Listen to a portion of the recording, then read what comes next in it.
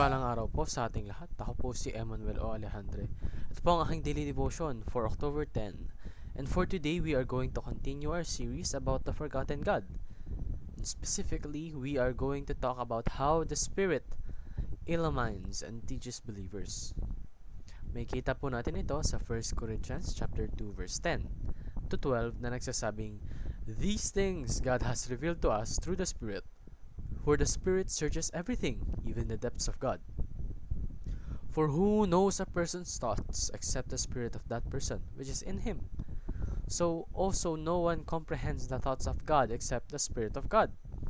Now we have received not the spirit of the world, but the Spirit who is from God, that we might understand the things freely given us by God." Sa Tagalog, ngunit ito inihayag na ng Diyos sa atin sa pamamagitan ng Espiritu. Sinasaliksik ng Espiritu ang lahat ng mga bagay, maging mga pinakamalalim na bagay na may kinalaman sa Diyos. Walang nakakaalam sa iniisip ng isang tao maliban sa kanyang sariling espiritu. Gayon din naman, wala nakakaalam sa mga iniisip ng Diyos maliban sa Espiritu ng Diyos.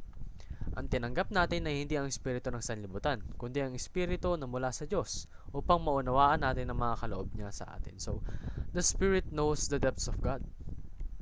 Gaya nga po ng analogying ibinigay sa ating pabasa, ang tanging nakakaalam lang sa atin ay ang ating sariling espiritu.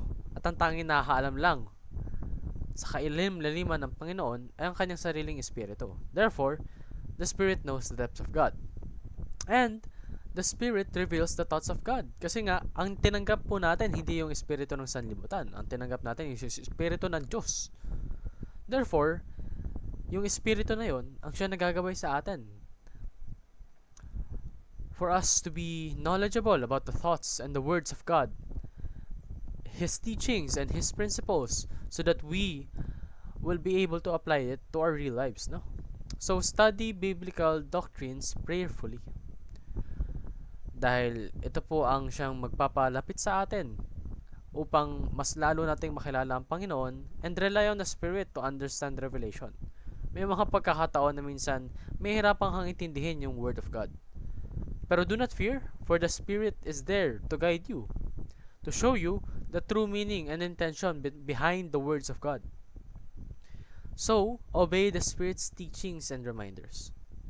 Nandyan yung Spirito lagi para sa'yo upang hubugin ka bilang karapat-dapat na mananampalataya. So, sundin mo yung Espiritu. Don't disobey. Don't ignore. Be mindful of the Spirit.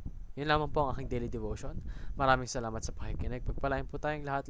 Let us all give glory to God.